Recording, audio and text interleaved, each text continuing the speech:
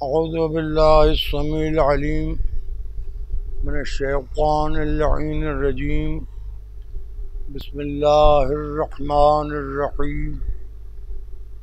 अल्हम्दु लिल्लाहिल मुनअमिल mannan अज़्ज़ाहिर फ़ी कुल्लि शैइन bill बय्यिनति वल बुरहान वल बातिन लिकुल्लि शैइन bill इहातति वस्सुल्तान वल मुतकल्लिम बिला जवारिह फित तौरात वल इंजील वज़्ज़ुबुर वल फुरक़ान वस्सलातु वस्सलाम अला मन उन्ज़िला अलैहिल क़ुरआन अन्नबिय्यिल उम्मिय्यिल अरबी अल क़ुरैशिय्यिल मक्किय्यिल मदनिय्यिल वक़ी अल अत्तहिय्यित तहामी अद्दाफ़िअ जैशातिल अबातील वद्दामिग़ सौलातिल अज़ालील मुअलिनिल हक़ बिल हक़ अबिल क़ासिम मुहम्मद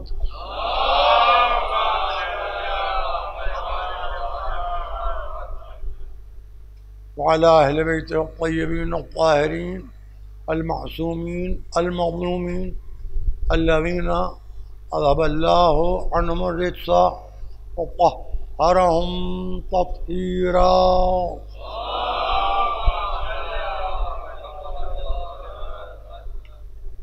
अम्मा बअदु फ़क़द क़ाल सुब्हानहु व तआला फ़ी मुत्क़िन ख़िताबिहिल मजीद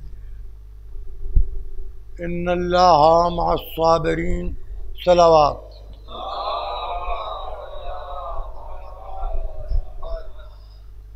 हज़रत कुरान के 4 लफ्ज़ों की तिलावत का जो एक सिलसिला पहली मुहर्रम से शुरू किया गया था, आज उसकी 7वीं शाम है। इरशाद अहदियत है कि अल्लाह सब्र करने वालों के साथ है। मौजू है सब्र और मजबूरी। सब्र इख्तियार रखते हुए सब्र करने को कहते हैं, मजबूरी इख्तियार न रखते हुए सब्र करने को कहते हैं। एक इंसान मजबूर है, खुदा आप सबको सलामत रखे, इसमें बच्चे भी हैं, नौजवान भी हैं। फ़र्ज़ कीजिए किसी के दादा दादी इस दुनिया में नहीं रहे तो उससे कहा जाता है सब्र कीजिए। तो सवाल ये है कि वो सब्र न करे तो क्या करे? क्या वो मुर्दे को जिंदा कर सकता है? किसी के यहाँ कोई सानिया हो जाता है तो ये कहा जाता है कि सब्र कीजिए। दूसरा ये कि हम जानना चाह रहे थे, ये इंशाल्लाह मिसाल खुदा करे मुझ पर, आप पर, सब पर सादिक आ जाए जो मैं मिसाल दे रहा हूँ, कि हमारा इरादा था कि हम इंशाल्लाह आपकी मुहर्रम का चाँद करबला मोहल्ला में पहुँच के देखें और शब आशूर और रोज़े आशूर हरम शहीद और शुहदा में गुजारें। लेकिन ये कोरोना की वबा ऐसी फैली कि वीज़े ख़त बंद कर दिए गए, फ़्लाइट्स का आना जाना रुक गया और अब हम नहीं जा पाए। तो हमने क्या कहा कि भाई हालात ऐसे थे कि हमने सब्र कर लिया। सवाल ये है कि क्या हम जिब्राइल हैं कि जो उड़ के खुद से चले जाएं? मजबूरी का नाम सब्र। आप और कीजिए। अब इसी तरह से अब ये अपने नौजवान कबीले के लिए है कि हिमाकत तो सोचा ये था कि उम्र पड़ी है, बुढ़ापा आएगा तो इत्मीनान से इबादतें करेंगे, नमाज शब भी पढ़ेंगे और ये दुआ भी पढ़ेंगे और वो मुस्तहब नमाज भी पढ़ेंगे, खूब इबादत करेंगे। मालूम के बुढ़ापा आया तो इरादे पर नहीं आया, उस पूरे वजूद पर आ गया जिसके जरिए इबादत करते। अच्छा, अब मसला ये है कि पहली आप लोग माशाल्लाह जिस उम्र में हैं इसमें जागना मुश्किल है। बुढ़ापे की मैं क्या बताऊँ, ये शायद मैं किसी मजलिस में या कई मजलिसों में इस बात को कह चुका हूँ, लेकिन बहुत सी बातें ऐसी जिनको बार बार भी करना चाहिए। जंग सिफ़ीन से मौलाए कायनात वापस हो रहे थे और इब्राहीम इब्न मालिक अश्तर मौलाए कायनात के पीछे पीछे चल रहे थे। एक शख्स ने रास्ता रोका हज़रत अली का, और उस शख्स ने कहा कि या अली, बुढ़ापे की पहचान बताइए। जंग सिफ़ीन से वापस आने वो ये नहीं पूछ रहा है कि कितने आपकी तरफ से शहीद हुए, कितने उधर से मारे गए, क्या मामला तय पाया, ये नेज़ों पर क्या बुलंद था, कोई क़स्सा इतने बड़ा वाक़या हो गया और बहुत लंबी चली है जंग सिफ़ीन। ये नहीं था कि जंग जमल की तरह छोटी जंग नहीं थी। हालांकि जंग जमल ज़ाहिर मैदान में हुई है, अंदर अंदर तो बहुत दिन से चल रही थी।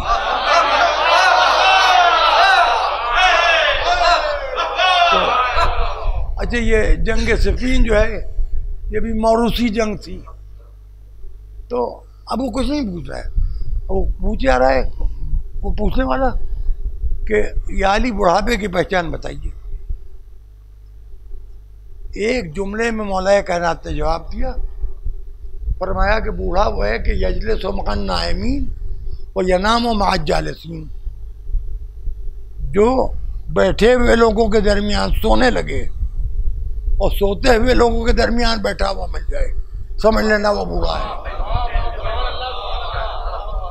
बैठे हुए लोग हैं, उनके दरमियान सोया जा रहा है और लोग सब सो रहे हैं, वो जाग रहा है।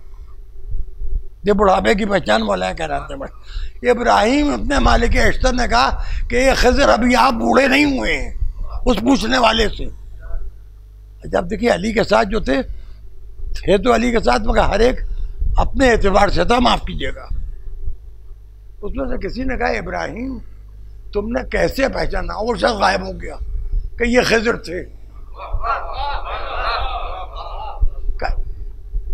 बचपन से अली की कफ्शें उठाई हैं,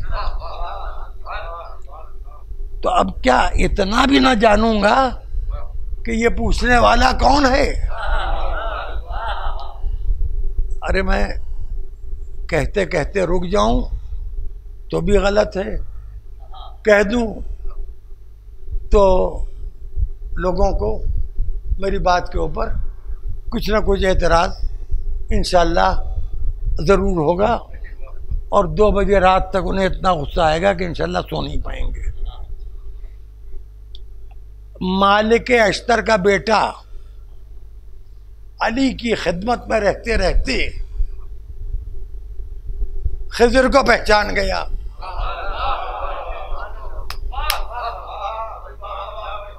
सच्चा अली का चाहने वाला था तो खिज़र को पहचान गया। वहां बिटिया अब्बा से कह रही है, हमें क्या मालूम मेराज पे गए थे कि नहीं।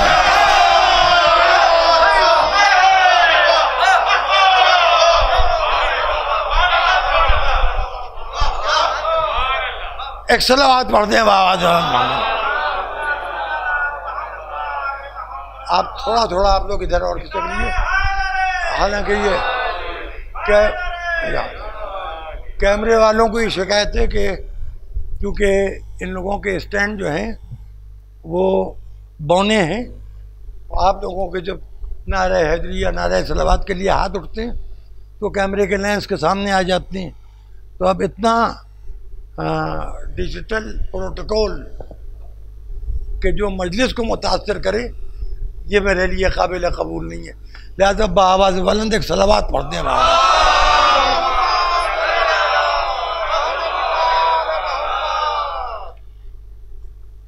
आपने देखा कि बुढ़ापे की एक पहचान, एक अलामत ये भी होती है तो इरादा किया था कि बुढ़ापा आएगा तो वो मुसल्ले पर बैठे होंगे और तौबा इस्तग़फ़ार सारे गुनाह ठेके पर माफ़ हो जाएंगे और सारी गलतियाँ और जो हाँ कोताहियाँ हुई से वो कर लेंगे। अब वो बुढ़ापे की दस्तक शुरू हुई। हमने सोचा कि कुछ रोज़े रजब के मुस्तहब हैं, कुछ शाबान के मुस्तहब हैं, तो शुरू हो जाए। औलाद ने कहा एक चेकअप हो जाए आपका, वो रूटीन चेकअप। वो रूटीन चेकअप में 2-3 एक्सपर्ट होते हैं ना, एक नहीं होता है, एक के कहने पर बात नहीं मान रही है। उन्होंने पूरा चेकअप किया। उनका देखिए ये टैबलेट जो है बड़े साहब बुजुर्गवार मौलाना जी जो भी कहा, उनका ये हर 2 घंटे के बाद या 4 घंटे के बाद या 6 घंटे के बाद ये खाना है। और दूसरी एक देखिए, अब आपको यही एसिडिटी आपकी अल्सर बन सकती है, तो थोड़ी थोड़ी देर के बाद, घंटे 2 घंटे के बाद कुछ ना कुछ खाते रहिएगा। पेट खाली रहेगा तो ये एसिडिटी जो है ये मैदे का जख्म बन जाएगी जो जानलेवा हो सकती है। अब हम वहाँ से ये सुन के आए और किसी मर्जा तक़लीद के बाकायदा वकील की खिदमत में पहुँचे और हमने कहा कि हुजूर हम उस मर्जा तक़लीद के तक़लीद में हैं जिसके आप हिंदुस्तान में नुमाइंदे हैं, वकील हैं। ये शरई मसला है, ये बताइए कि हम ये मुस्तहब रोज़े की बात नहीं है, क्योंकि ये तो रजब और शाबान के मुस्तहब रोज़े थे कि हम रमज़ान में रोज़ा रख सकते हैं कि नहीं, क्योंकि रजब में हमारा चेकअप शुरू हफ्ते में हो गया था।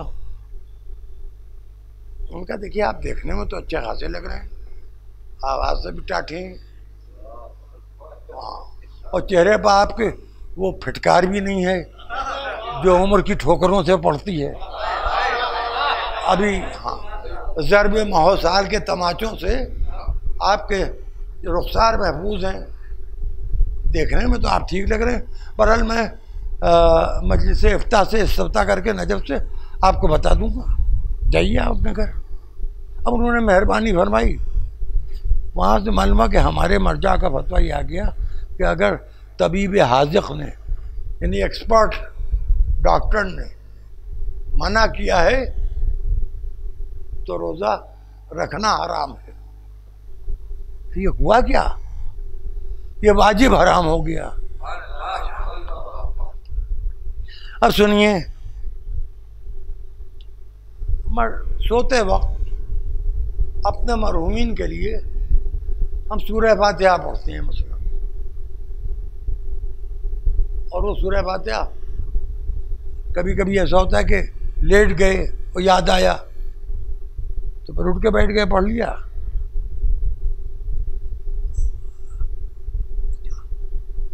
लड़के घर में आ गए कि नहीं,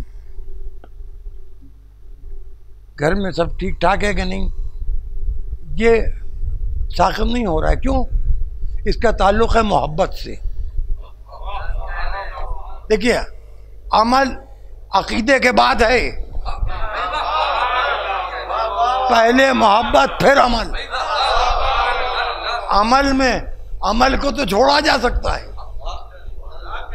जो मर गए उनसे भी मोहब्बत है, जो हम उम्र है उनसे भी मोहब्बत है, जो औलाद है उससे भी मोहब्बत है, और इंशाअल्लाह जो साहिब औलाद है उनके औलाद हो जाए तो उससे और ज़्यादा मोहब्बत होगी, क्योंकि ये तीसरी नस्ल जो है ये बुढ़ापे का खिलौना है। मौला सबको अता करें, लेकिन सही अकीदे वाले। देखिए मैं जो बात कहना चाह रहा हूँ वो ये है कि हमें बस जो बात थी, हमें वाजिब इबादतों में मजबूर हो सकते हैं। खड़े होकर नमाज नहीं पढ़ सकते, बैठ के पढ़ो। नमाज तो पढ़ना ही पढ़ना है, बैठ के पढ़ो, लेट के पढ़ो। अब आया रमज़ान और हमें 4 डॉक्टरों ने, जिसमें से एक इत्तेफाक से सैयद भी है, हाजी भी है, ज़ाहिर भी है, खुम्स व ज़कात का पाबंद भी है, गरीबों की मदद भी करता है। एक हकीम है जिसका बाप भी बहुत मुक़द्दस, उसके बाप के नाना भी बहुत मुक़द्दस, और वो खुद भी बड़ा नमाजी रोज़ेदार। सब ने मिलजुल के कहा है कि अब रोज़ा ना रखना। अब हमारा जी चाहा कि थोड़ी देर ना घर से बाहर निकल के, ये जो सामने मार्केट है यहाँ जाके एक नंबर दुकान पर थोड़ी देर बैठ जाए। तो ये कोरोना से पहले की बता रहा हूँ, तो बैठ जाए, थोड़ा वक्त गुजरेगा।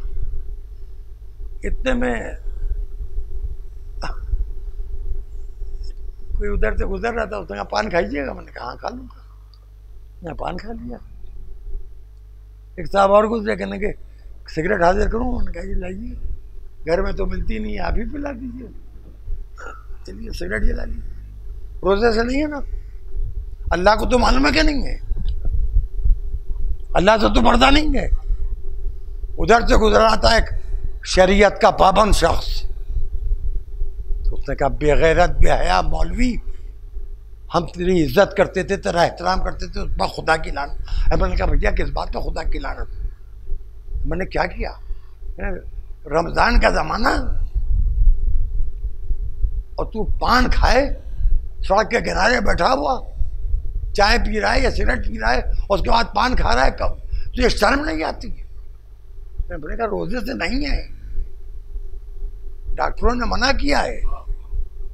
कहिए तो डॉक्टरों के फोन नंबर देते हैं, अब तो टेलीफोन हर एक की जेब में है। वो दिन गए जब टेलीफोन लग्जरी हुआ करता था, अब तो टेलीफोन पहले आता है, नजराबाद में होता है। तो मैंने कहा कि ये बताइए कि जब रोजे से नहीं तो हम पर खुदा की लानत क्यों? कहने के एहतराम करो रमजान का। कुछ नहीं जानते हो, उर्दू तो थोड़ी बहुत जानते हो, तो हफ्तुल अवाम पढ़ो, देखो रोजे से नहीं हो तो रोजेदार की शक्ल बनाओ।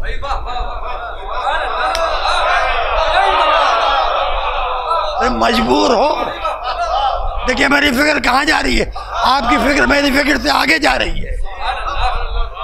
नहीं, रमजान में किसी वजह से रोजा नहीं रखा है तो एहतराम रमजान ये है कि रोजेदार की सूरत बनाओ।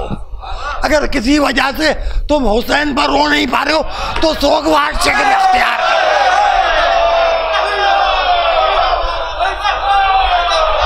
अभी आपने बात उठा ली, मगर मेरी बात अब मुकम्मल होने जा रही है। उधर से आता होता है, इधर से आधा होता है। देखिए रोजेदार अगर बेरोजगार रोजेदार की सूरत बनाएगा तो जहन्नम से बच जाएगा, लेकिन अगर आजादार रोने वाले की सूरत बनाएगा तो उस पर जन्नत वाजिब हो जाएगी।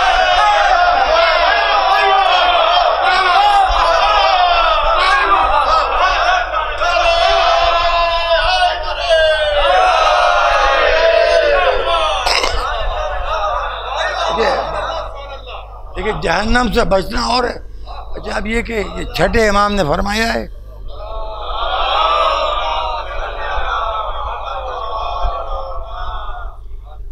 देखिए फरमाया कि जो मेरे जितने मजलूम पर रोए, रुलाए या सोगवार शक्ल इख्तियार करे, फवाजबत लहुल जन्ना मन बका अबका और तबा काल हुसैन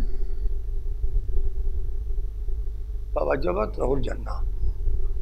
अब हमें यह समझाया जा रहा है गुज़िश्ता 20-25 साल से 30 साल से कि ये हदीस न बयान किया कीजिए, छठे इमाम का ये कौल न बयान किया कीजिए।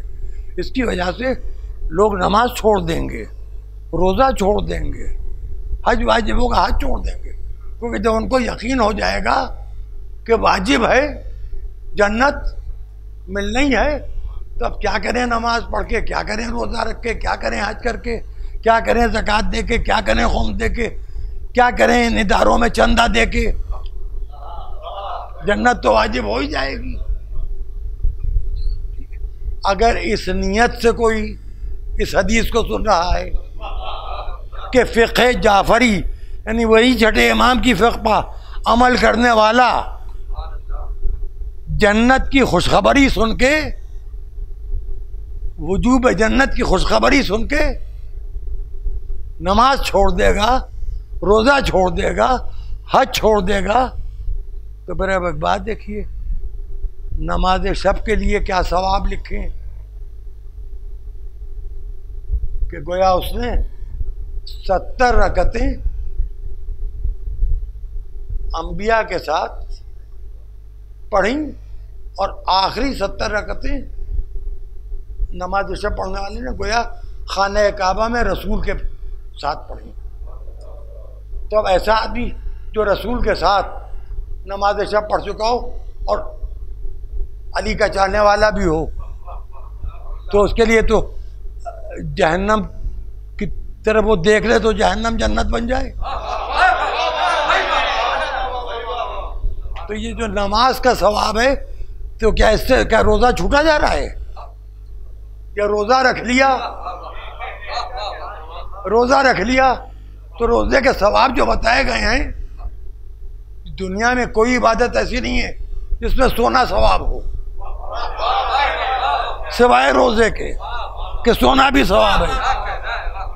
यहाँ अजीब बात है, हम कह रहे हैं रोज़े में सोना सवाब है और हुसैन बरोना सवाब है। लेकिन गुस्ताखी माफ एक बात मैं आपसे करूं, यहाँ लफ्ज़ वाजिब तो बहुत आया मेरी तकरीर में भी, आपकी समात में भी, लेकिन वाजिब भी अलग अलग है। एक मेरा आपका वाजिब है, एक हमसे बालातर जो मुक़द्दसीन हैं, उलमा हैं, मुज्तहिदीन हैं, जिनकी हम तक़लीद करते हैं, जिनके फतवा पर हम अमल करते हैं, वो हज़रात हैं, वो हमसे कहीं ज़्यादा बुलंद दर्जात पर हैं और उनसे भी ज़्यादा बुलंद दर्जात के हैं। सबसे ज़्यादा उलमा में बुलंद दर्जा जो है वो 4 अफराद का है जो नुव्वाब अरबा कहलाते हैं। ग़ैबत सुग़रा में इमाम ज़माना से जो लोगों के मसाइल बयान करते थे और मसाइल का हल, एक सलावत पढ़े बावाज़ खिदमत इमाम में पेश करते थे। उनसे लेके इस वक्त तक हमारे जितने भी महाराज तकलीदें, उन सब की का जन्नती होना और उनका वाजिब को अदा करना, हराम से महफूज रखना तो बड़ी बात है। वो मकरूह भी नहीं करते, कोई कराहत से भी उन्हें उतना ही परहेज़ है जितना हराम से परहेज़ है, और मुस्तहब का भी वो उतना ही मुस्तहब का भी इतना ही इस्तेमाल करते हैं, मुस्तहब को भी अपनी ज़िंदगी में उस तरह शामिल कर लेते हैं जैसे लोग वाजिबात को भी नहीं शामिल कर पाते। इस सब के लिए जन्नत मुमकिन है। अल्लाह ने किसी पर कोई चीज़ ऐसी वाजिब ही नहीं की जो उसके इख्तियार में ना हो। जन्नत में जाना न मेरे इख्तियार में, न आपके इख्तियार में, न मेरे आबा और अजदाद के इख्तियार में, न आपके आबा और अजदाद के इख्तियार में। जन्नत में जाना हम में से किसी के इख्तियार में नहीं। अब ये कहा किसने है कि जन्नत वाजिब है? ये उसका पोता है जिसका दादा अगर सो जाए तो मगरिब से सूरज वापस आ जाता है।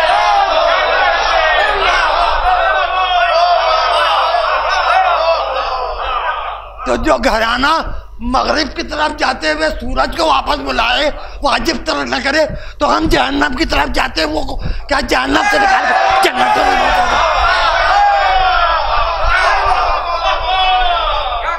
क्या तरीका है? आप शिया मौलवी हैं, आप इस्ना अशरी हैं, आप 12 इमामों को मानते हैं, आपको मुहर्रम में नजराना दिया गया है, हवाई जहाज से बुलाया गया है, आपसे हम जन्नत की बातें सुनना चाहते हैं। आप मेंबर पर बैठ के ठोकते चले जा रहे हैं, ठोकते चले जा रहे हैं, ठोकते चले जा रहे हैं, ये काम गलत, वो काम गलत, वो काम गलत, वो काम गलत। हद ये है कि जो हम खर्च कर रहे थे, आपने कहा ये महंगी जैकेटें काली पहनना सर्दियों में, सादे कपड़ों में नहीं, वो बात तो ठीक है कि सादा खाइए सादा, लेकिन सादा खाइए है, सादा खिलाइए नहीं है।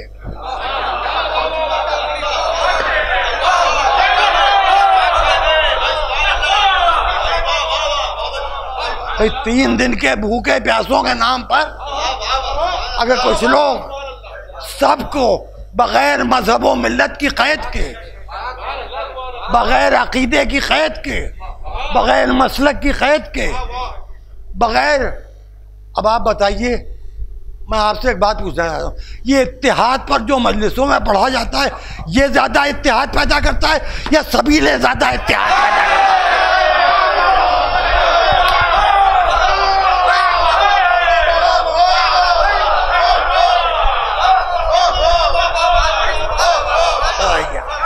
इत्तेहाद कहाँ पर है? देखिए, मजलिस में आएगा शिया आएगा, एक आध अहले सुन्नत को ले आएगा, खुश अक़ीदा सुन्नी आएंगे। खुश अक़ीदा से मजाद ये कि वो कि जिनको हुसैन से मोहब्बत है, यजीद से नफ़रत है, मुआविया के सिलसिले में वो नज़रअंदाज करते हैं। या हमारे सूफ़ी भाई हैं जो तवल्ला की हद पर आके रुक जाते हैं, हमारे भाई हैं। अच्छा, हमें इससे कोई बहस नहीं है। अच्छा, उसके बाद कुछ हिंदू आ गए। आपको उर्दू ज़बान में छोड़िए, आज मैं आपको एक बात बताना चाहता हूँ, वो आपके ज़रिए मुक़स्सिर मौलवियों को बताना चाहता हूँ असल में, ताकि आप लोग उन की इस्लाह कर सकिए जो इस्लाह के नाम पर आपको आज़ादारी से दूर करना चाहते हैं।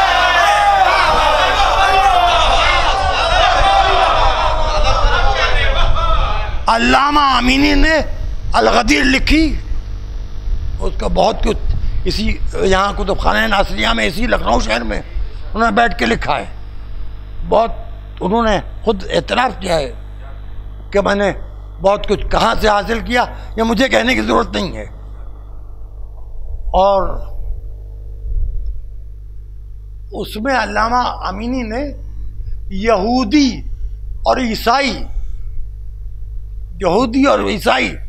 जिनसे वहदानियत पर इख्तिलाफ, जिनसे रसूल की रिसालत पर इख्तिलाफ, जिनसे कुरान की अज़मत पर इख्तिलाफ, यहूदियों और ईसाइयों के गदीर के कसीदे अरबी ज़बान के लाजवाब उन्होंने नकल किए हैं।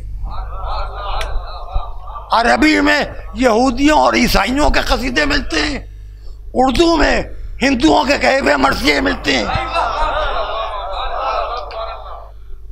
अच्छा, दरे ख्याल पर मिलते हैं, दरे हुसैन पर मिलते हैं। हर ख्याल के लोग, ये इत्तिहाद का मरकज़ है आदमी के लिए। तो जब ये इत्तिहाद का मरकज़ है आदमी के लिए, तो जिनकी दाढ़ी बढ़ती चली जा रही है, मूंछें घटती चली जा रही हैं, वो फतवा क्यों दे रहे हैं? ये फर्श बिछाना, ये रोना, ये जो बांटा जा रहा है, ये सब ये हराम है, ये नाजायज़ है, ये बिदअत है, ये गलत है। अभी तो हम कब कह रहे हैं कि हम सही कर रहे हैं? हम गलत कर रहे हैं, हमें गलती करने दीजिए। हमारी गलती खुदा माफ़ करेगा, आपको शैतान माफ़ करे। देखिए, हमने कब कहा कि हम गलती नहीं कर रहे हैं? हम बहुत गलत कर रहे हैं। लेकिन ये बताइए कि हुसैन के नाम पर सबील लगी है, बहुत मामूली सी बात है।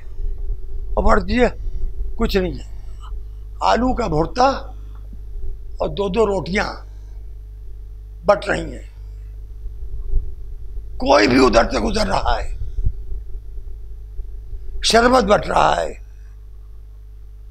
पानी की बोतलें रखी हुई हैं, किसी को प्यास लगी है, कोई भूखा है, वो हाथ बढ़ा देता है, तो जो वहां खड़ा है उसके सामने हाथ ही बढ़ाता है। वो आपके दरवाजे पर भीख मांगने नहीं जाएगा। वो जानता है कि ये पौशाला जो है, ये भोजनालय जो है, ये हुसैन बाबा का सदका है। वो प्रसाद समझ के लेता है, खुदा को नहीं मानता। 300 करोड़ खुदाओं को मानता है, रसूल को नहीं मानता। उसकी भूख मिटी जा रही है, उसकी प्यास मिटी जा रही है। हो सकता है कि खाते खाते उसकी समझ में आ जाए कि जरा तहकीक करो, ये किस्सा क्या है, ये कौन सा बेकस व मजलूम और ये कौन सा 3 दिन का भूखा प्यासा है जिसके नाम के ऊपर इतना प्रसाद मिल रहा है, और वो हुसैन की तरफ आ जाए।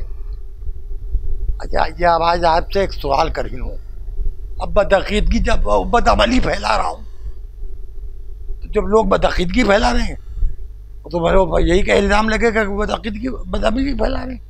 आइए एक बात बताइए, ये 12 में सिक्योरिटी में जो सिपाही, मैं इनको नहीं जानता ना, ये मुझे जानती, इनकी जहाँ ड्यूटी लग जाती, इसी में कोई आके यहाँ बैठ जाए और पहली मर्तबा उसने, ये इनकी को मिसाल दूँ, यहाँ ड्यूटी है, आप दी ड्यूटी कोई है, कोई बिजनेसमैन है, वो दुकान बन के कर रखी उसने, पड़ोस में आपकी दुकान थी, आपने कहा भाई हम जल्दी, हमें जाना है मजलिस में, मैं चलो हम भी चल सकते हैं, उनका हाँ चलो, मस्जिद नहीं है कि गैर मुस्लिम नहीं जा सकता,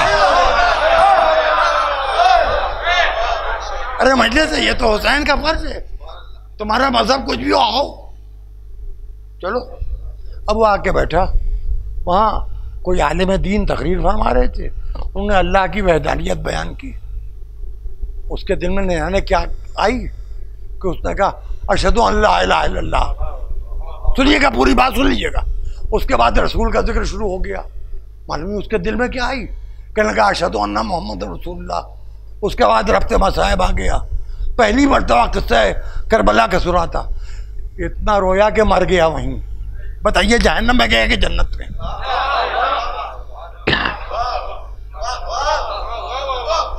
मैंने जो कहा सोचिए, दिमाग पर जोड़ दीजिए। पहली मर्तबा एक शख्स ने फर्श अज़ा पर बैठ के कहा अशहदु अन ला इलाहा इल्लल्लाह व अशहदु अन्ना मोहम्मद रसूलुल्लाह व अशहदु अन्ना अली नूरुल्लाह। उसने न वज़ू किया, न तहारत की, न गुस्ल किया, न नमाज पढ़ी, न रोज़ा रखा, न हज किया। फर्श अज़ा पर बैठे बैठे पहली मर्तबा उसने असल वाक़या करबला सुना था। इंसान था, हिंदू था, दिल बहुत नरम होता है इन लोगों का, दिल बहुत नरम होता है इनका। जीव हत्या माँ बाप है, रोते रोते मर गया। अब मुफ्ती साहब फतवा दीजिए, आप आलिम दीन है, फतवा दीजिए, ये जो बेमारिफत, बेनमाजी, बग़ैर रोज़ा रखे, बग़ैर हज किए, बग़ैर ज़कात दिए, बग़ैर खुब्ज़ निकाले, उसने कोई कार्य खैरी नहीं किया जिंदगी, फर्श अज़ा में मर गया, ये कहाँ गया? आप कह सकते हैं कि जहन्नम में गया? अगर आप कह दीजिए कि जहन्नम में गया तो लिख के दे दीजिए, ताकि आपका कत्मे कब्र बन जाए, लिख दिया जाए कि जो आज़ादार को फर्श अज़ा में मरने के बाद जहन्नम ही गए, वो खुद जहन्नम में गया।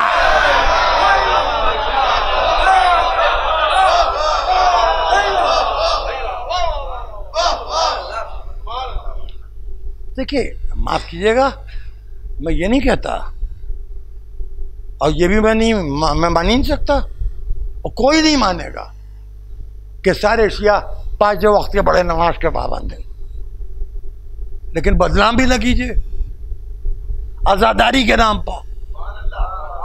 ये बदनाम न कीजिए कि खाली आज़ादारी करते, नमाज नहीं पढ़ते। जी नमाज नहीं पढ़ते तो और चक्करों में नहीं पढ़ते, आज़ादारी की वजह से नमाज नहीं छोड़ी है। अगर किसी ने कोई नमाज नहीं पढ़ा है तो पहली बात तो ये कि माँ बाप के कंट्रोल में नहीं है, दूसरे ये कि दुनिया से उसको इतना मिल रहा है कि वो सोच रहा है कि रमज़ान में या मुहर्रम में कोई मौलवी आएगा, उससे खून ज़कात टिका देंगे, गुनाह माफ़ हो जाएंगे। या माल इतना है कि मरने के बाद औलाद, बेनमाजी की औलाद हो सकता है कि तौफीक हो जाए, हमारी क़ज़ा नमाज़ें पढ़ दें या नमाज़ों के पैसे किसी को दे देंगे, वो बेचारा हमारी तरफ से नमाज़ पढ़ देगा। कोई नमाज इसलिए तर्क नहीं करता है कि उसको यकीन है कि नमाज छोड़ के वो जन्नत पे चला जाएगा, रोज़ा छोड़ के जन्नत पे चला जाएगा। अभी तक कोरोना का कोई इलाज नहीं निकला है। मुख्तलिफ 2-3 किस्म की वैक्सीन हैं, मैंने 1 डोज लिया है, कुछ लोगों ने 2 डोज ले लिए, किसी ने 1 डोज भी अभी तक नहीं लिया है। क्यों ये डोज लिए जा रहे हैं? क्या यकीन है कि इन दवाओं से कोरोना सही हो जाएगा? का नहीं, एहतियात उसके बाद भी रखिएगा, क्योंकि फिर हो सकता है सही दवा नहीं निकली। मत तो आदमी नमाज पढ़ के भी जहन्नम में जा सकता है, रोजा रख के भी जहन्नम में जा सकता है, हज करके भी जहन्नम में।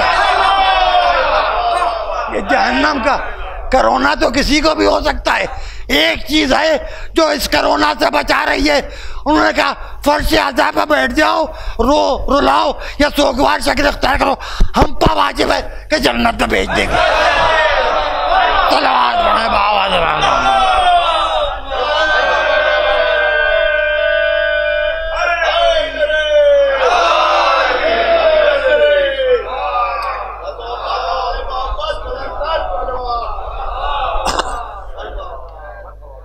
अच्छा, उसका अलावा सीधी सी बात ये है भाई, आप अच्छे देखिए, एक बात सुनिए, अब ये दौर आ चुका है, बल्कि आए हुए भी इसको एक अरसा हो गया। अब ये गांव-गांव, देहात पहुंच रहा है ये दौर। पहले बात बताना मुश्किल थी, अब बात छिपाना बहुत मुश्किल है, बल्कि कुछ दिन के बाद नामुमकिन हो जाएगी। मालूम नहीं क्या क्या ईजाद हो जाए, जैसे नाइट बल्ब ईजाद हो जाए कि हम बेखबर सो रहे हैं और स्क्रीन पर देखे जा रहे हैं, और सर्दी का ज़माना है, सोते में लिहाफ हट गया तो बेटे को लोगों ने फ़ोन करके कहा तुम्हारे बाप लिहाफ उलट गया है, कहीं ठंडक ना खा जाए, उड़ा दो इनको। छोटे बच्चों के लिए भी हो सकता है। देखिए, जिस तरीके से तेज़ी से तरक्की हुई है और होती चली जा रही है, वो तो आप देख रहे हैं। अब मैं क्या अर्ज करूं, आप मुझे इस वक्त सबसे ज़्यादा दुआ कीजिए दिल की गहराई से, अफ़गानिस्तान में जितने हिंदुस्तानी हो खैरियत से हिंदुस्तान वापस आए, और जो इतना अशरी शिया वहाँ हैं मुहर्रम में, उनके लिए आज़ादारी समझिए मख्तल में आज़ादारी कर रहे हैं। मौला उनको अपने हफ्ज़ व अमान में रखे। ये तालिबान वापस आ गए, ये समझिए यज़ीदियत की एक शाख है। और एक चीज़ और अक्लमंद आदमी की समझ में आ जाएगी कि चाहे पिछड़ जाएं, लेकिन अमेरिका पर भरोसा नहीं करना चाहिए। आप अमेरिका की बात कर रहे हैं, आप डोनाल्ड ट्रंप की बात कर रहे हैं, आप ये जो अब हुआ है बुढ़ा, हाँ बाइडेन की बात कर रहे हैं आप। अरे छोड़िए बाइडेन को, छोड़िए पुतिन को, छोड़िए लोगों को। भैया वक्त के ऊपर जब रसूल के साथी रसूल को छोड़ के खतरे में भाग जाते थे,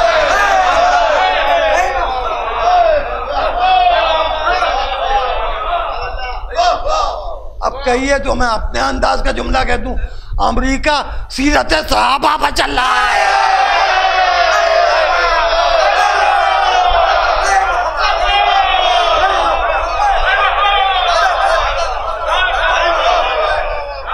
देखिए, ईरान में इस वक्त लोग भूखे हैं, बहुत परेशान बहुत हैं, मगर इमाम खुमैनी ने कह दिया था इस पर भरोसा नहीं करेंगे, और वो तजुर्बा देखिए काम आ रहा है कि नहीं।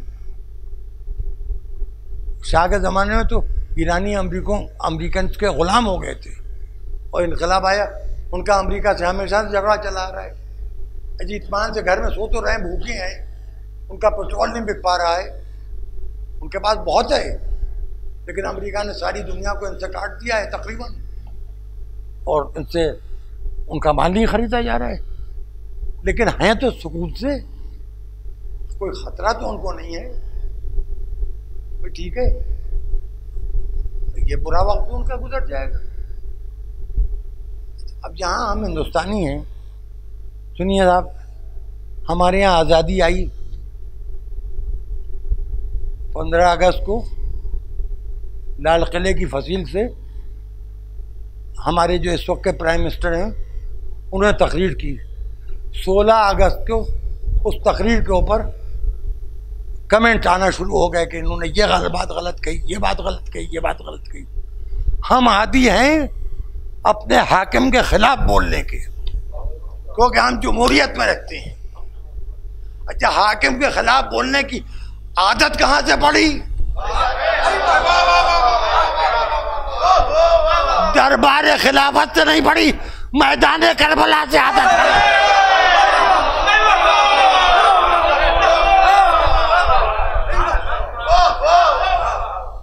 अब बताइए कितने लोग हैं इस वक्त? ये जो बात कर रहा हूँ मैं जानता हूँ कि बहुत फैलाई जाएगी, हो सकता है इससे कुछ बाइट निकाल के उसको अपने मकसद के लिए कुछ बेचारे जो हजरात बहुत ज़्यादा खुशामद में लगे हुए हैं वो मेरे ख़िलाफ़ भी उसको इस्तेमाल कर लें। लेकिन इस वक्त हिंदुस्तान में कितने लोग हैं जो मोदी, अमित शाह और योगी के दुश्मन हैं, मजबूरन झेल लें। और ये भी धमकियाँ दे रहे हैं कि इलेक्शन आने तो दिखा देंगे तुम्हें, हम ही ने तुमको बनाया है, हम ही तुमको गिराएंगे, हम ही ने तुमको जिताया है, हम ही तुमको हराएंगे। ये सब हो रहा है कि नहीं हो रहा है? यहाँ किस्सा क्या है? यहाँ अच्छाई या बुराई, नेमत हो या लानत, 5 साल के बाद मुसीबत कट जाती है। 5 साल के बाद मुसीबत कट जाती है। जहां बादशाहत होती है फिर वहां मुसीबत को जब तक काटा ना जाए कटती नहीं है।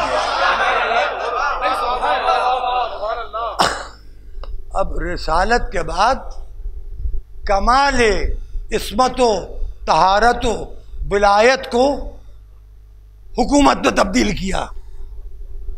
अब किसी के पास कोई, माफ कीजिएगा, किसी का खानदान, खदीजा का खानदान था नहीं, रहने के ठिकाने तो थे नहीं, तो मस्जिद को बना लिया दरबार खिलाफत। देखिए लफ्ज दरबार जमहूरियत के खिलाफ है, पहली बात तो ये। मेरा कबीला शहनशाहियत का मुनकिर है, शब सादानी याद आ गए मुझे।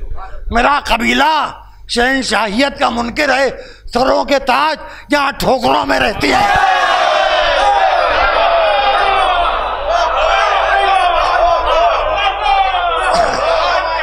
मेरा कबीला शहनशाहियत का मुनकिर है, सरों के ताज यहाँ ठोकरों में रहते हैं। मगर ताज हमें अच्छा लगता है, जैतपुर के ताबूत के ऊपर जो ताज रखा हुआ है वो है ताजदार सब्र का ताज। ये ताज तो मजबूरन आते हैं फिर म्यूजियम में चले जाते हैं। वो ताज, उस ताजदार की ताजदारी का क्या है ना, वो है वो। देखिए असल में किस्सा ये है कि रसूल के बाद क्या हुआ क्या नहीं हुआ इस तफसील में जाने की जरूरत थी। बहरहाल यजीद हादसा नहीं था, साजिश था।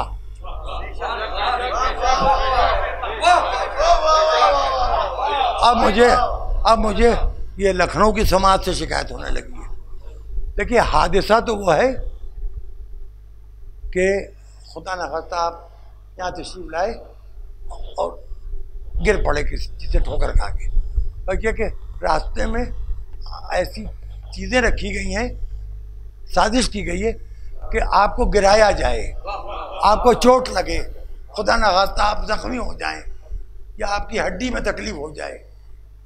हादसे और साजिश में फ़र्क होता है। साजिश सुनिए कहाँ तक, मैं सुने अभी टीवी के ऊपर मैंने, अब मैंने गलत किया सही किया, शेख खालिद ने सईदुल मिलत हाल में ये अब्बास नासिर सईद पढ़े थे, मैं भी मजलिस देख रहा था, तो वहीं से एक बात मेरी समझ में आई कि अबू सुफियान ने कलमा तो पढ़ लिया था, अब रसूल के बाद का अबू सुफियान मुझसे सुन लीजिए। मुझे कहा यह जाता है कि अगर पदर न तवानत पिसर तमाम कुनत, का बाप किसी बात को पूरा ना कर सके तो बेटा पूरा करे। यहाँ मामला यह है कि अगर पिसर न तवानत पदर तमाम कुनत, बेटा बात पूरी नहीं कर सका तो बाप से सुन लीजिए। Abu Sufyan after the prophet Muhammad. अब सुनिए, नमाज की सब में बैठा है, अली नमाज पढ़ा रहे हैं, अंधा हो गया था, मरा बहुत देर। अच्छा ये ऐसे खबीर जो होते हैं जल्दी इनका दम भी नहीं निकलता।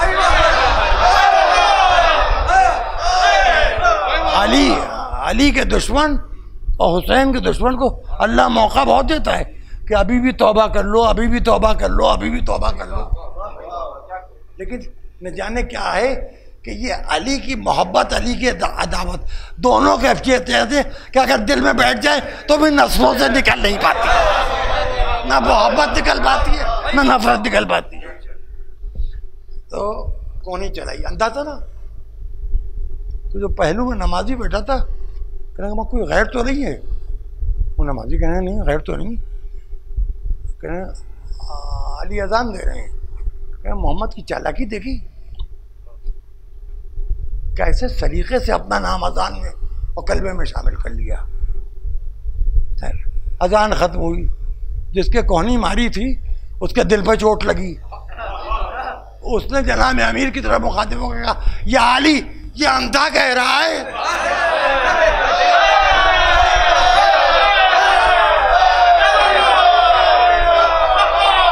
कि मोहम्मद ने बड़ी चालाकी से अपना नाम अजान और कलेमे में शामिल करवा लिया।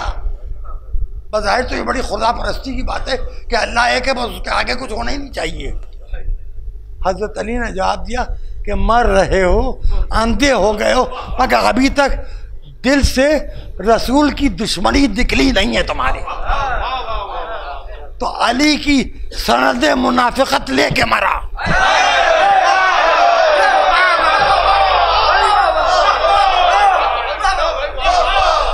देखिए, अली की सनद मुनाफिकत लेके मरा। उसका बेटा जब आया तो मुस्तनद जानशीन था। अरे मैं कुछ कह रहा हूं, मुस्तनद जानशीन था, इसलिए बेटे को जरा ज्यादा मौका मिला तो सफीन में निकल पड़ा। जब जानता था कि कहां पर आगे बात उलझाई जा सकती है। भाई खलीफतैन और सकलैन जो आप सुन रहे हैं, उसमें मुझे दखल नहीं देना है। वो हर एक का अपना जाती मामला अलग अलग है। अब यहाँ पर मामला ये आया कि इसने सोचा कि किस्सा ख़त्म करो, इनके साथ हैं कितने, सिफ़ीन में देख लिया जाएगा। अब लैलतुल हरीर में जो कैफियत हुई, अच्छा देखिए, यहाँ अली से नहीं डरे हैं। अली ने तो अपने से डराने के लिए एक नुस्खा इस्तेमाल किया था। एक दफा दारा बुलंद हुआ कि अली मैदान में निकल रहे नकाब ओढ़े हुए, और जब अली घोड़े पर सवार हो गए तो पीछे से अली निकले खैमे से, और अली ने अली से कहा, बेटा चेहरे से नकाब हटाओ, तो अब्बास दिखाई दिए।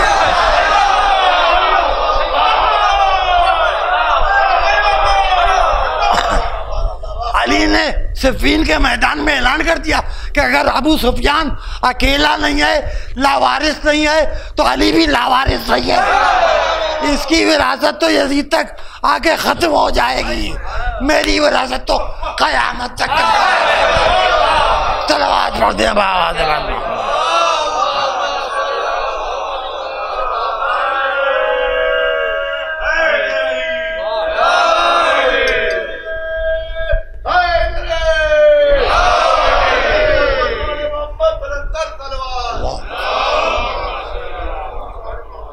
अब देखिए, अब उसके बाद ये सिफ़ीन का मरहला भी तय हो गया। वहाँ जुज़दानों में पत्थर रख के उठा दिए गए। अच्छा ये भी सुन लिए, जो अली के साथ होते हैं, अली के शिया होते हैं, वो भी सब एक सा नहीं होते हैं।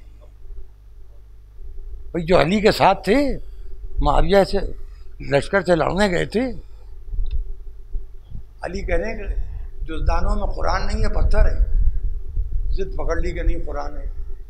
तो कुछ शिया भी ऐसे होते हैं जो कुरान और पत्थर का फर्क नहीं समझ पाते।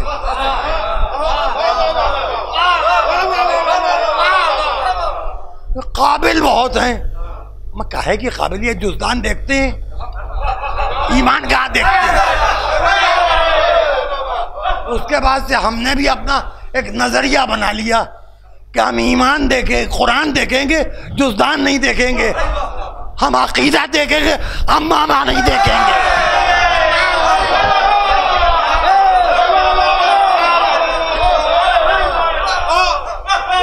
हमने भी एक नजरिया बना लिया। अब हम जाने, हमारा खुदा जाने। आपसे हमको कहना नहीं कि आप हमें बख्शिश करवा दीजिए। हमें अपने और खुदा के बीच आपको नहीं डालना है। आपसे तो हम ये भी नहीं करेंगे हमारे लिए आप दुआ कर दीजिए कि हम सेहतमंद रहें या हम इस काबिल हो जाएं कि कुछ आपकी खिदमत कर सकें। अगर किसी काबिल हो गए तो हम किसी बदअकीदा की खिदमत क्यों करेंगे?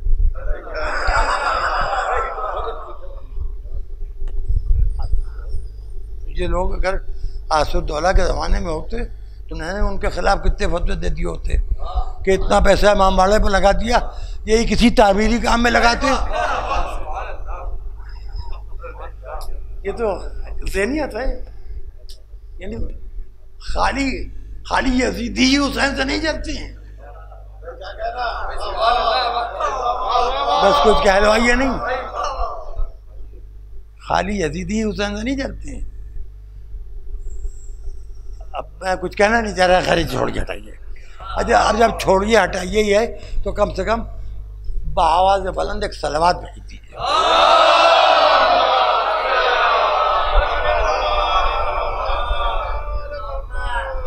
अब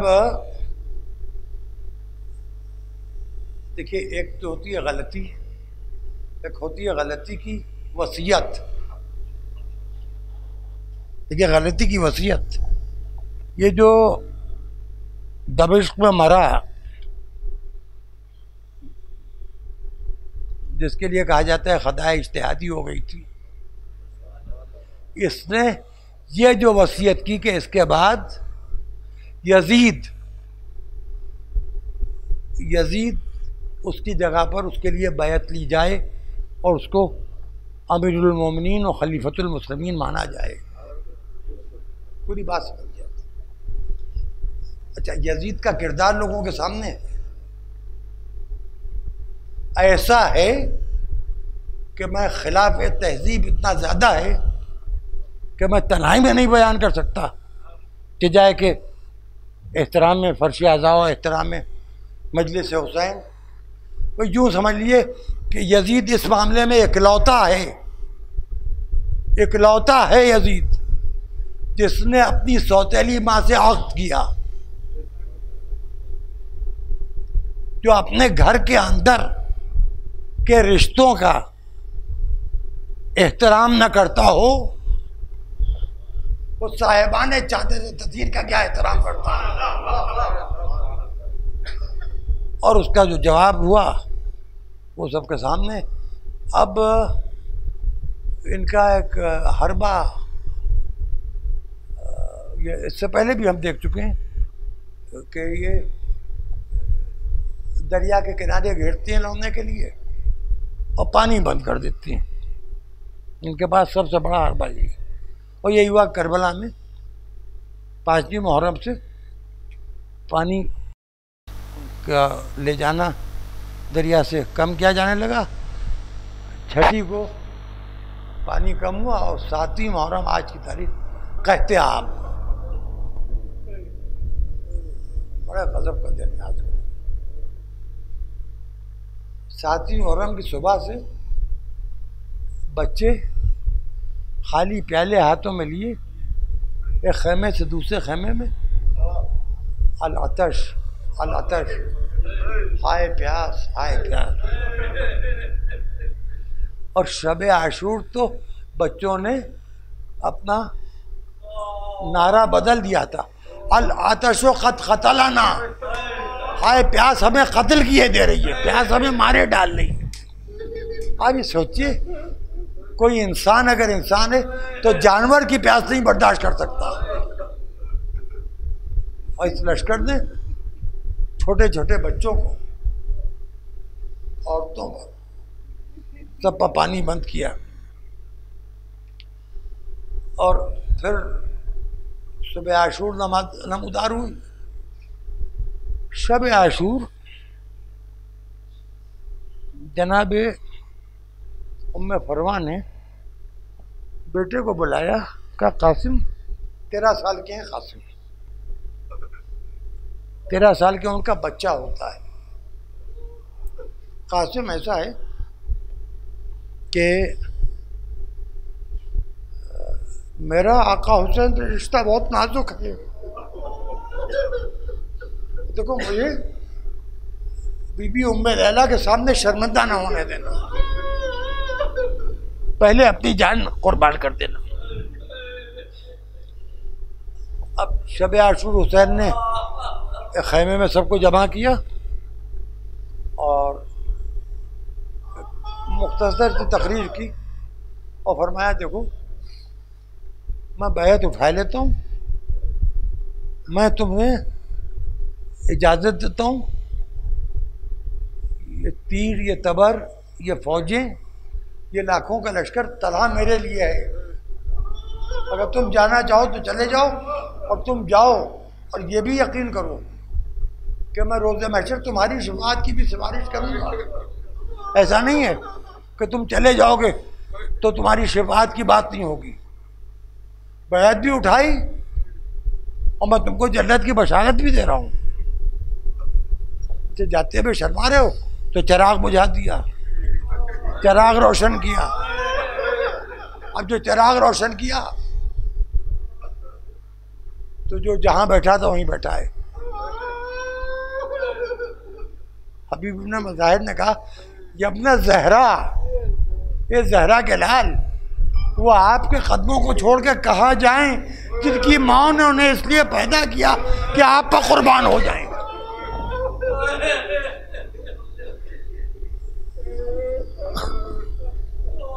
बस अब आप नजर फरमाएं। एक पर तो हुसैन ने कहा तो कल जो शहीद होंगे मैं आज उनकी फहरिस्त सुना दूं। ये क्यों किया हुसैन ने? ताकि कोई कभी यजीद की तरफदारी में ये न कह सके कि किसी को बगैर सोचे समझे शहीद कर दिया गया।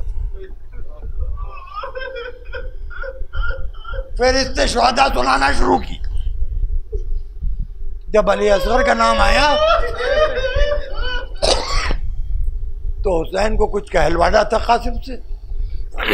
कासिम उठ के खड़े हुए, अम्मू जान क्या ये दुश्मन खैमों में आ जाएंगे? 6 महीने का बच्चा है ना। कन्हैया अली असगर, कासिम खुदा तुम्हारी गैरत को सलामत रखे, मैं हाथों पर उठा के अली असगर को मैदान में ले जाऊंगा। और कहा कि अभी तक क्या मेरा नाम नहीं आया?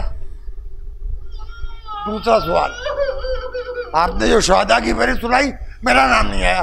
कहा कासिम तुम्हारा नाम है, तुम्हारे छोटे भाई का भी नाम है,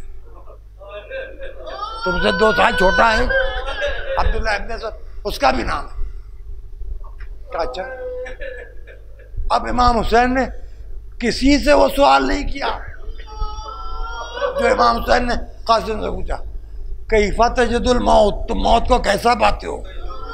कासिम ने जवाब क्या दिया? अहला मिन अल असल। चाचा मौत, मौत मेरे लिए शहद से ज्यादा मीठी है। कुरान के अल्फाज हैं कुल्लु नफ्सिन ज़ाइक़तुल मौत, हर एक को मौत का मजा चखना है, लेकिन मौत का मजा किसी को नहीं मालूम।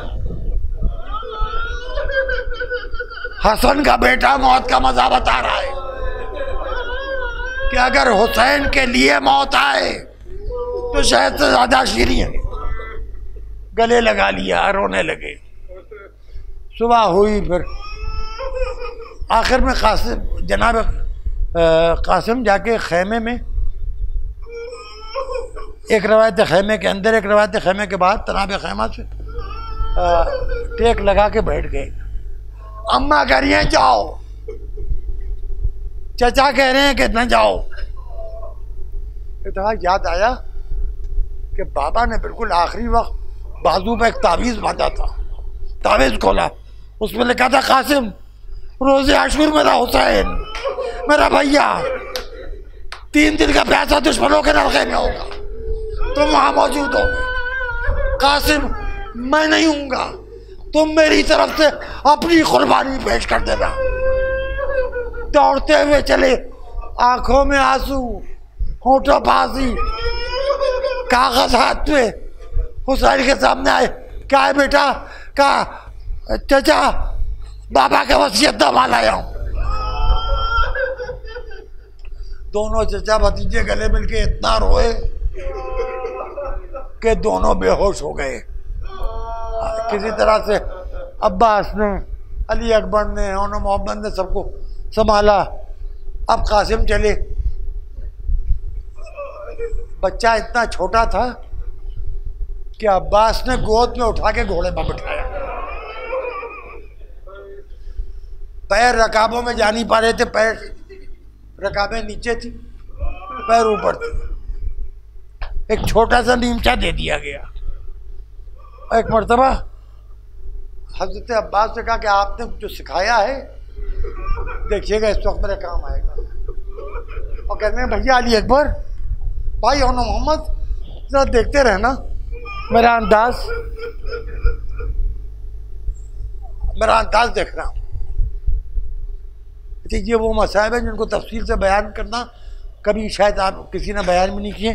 जिन लोगों ने पढ़ा है वो जानते हैं, किताबों में पढ़ते पढ़ते आदमी रोने लगता है। पर अल-कासिम चले,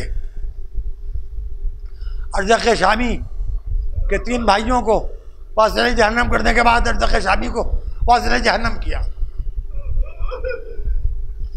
अब ये आवाज़ आई कि देखो ये है अली का पोता और इसको अब्बास को अली ने, इसको अब्बास ने शमशीर जनी का फन सिखाया है, इसको घेर लो और किसी तरह से इसको घोड़े से गिरा दो। जितनी देर ये घोड़े पर बैठा रहेगा तुम इसका सर नहीं काट पाओगे, इसे कत्ल नहीं कर पाओगे। एक मर्तबा कासिम को नेज़ों की अनियों के जरिए घोड़े से जमीन पर ढकेला गया। कासिम ने आवाज दी चचा या अम्मा अदरक दी, ए चचा मेरी मदद को आओ। हुसैन अब्बास अली अकबर के साथ आगे बढ़े, जवाना ने आज भी साथ हैं। उधर कासिम कत्ल किए जा चुके, बस गुफ्तगू मुकम्मल हो गई। अब देखिए कैफियत क्या है। कैफियत यह है कि लश्करियान यजीद चाहते कि कातिल कासिम को बचा लें, हुसैन चाह रहे हैं कातिल कासिम को कत्ल कर दें। इस आलम में बच्चे की लाश जमीन पर पड़ी है, इधर के घोड़े होता है उधर के घोड़े होता है।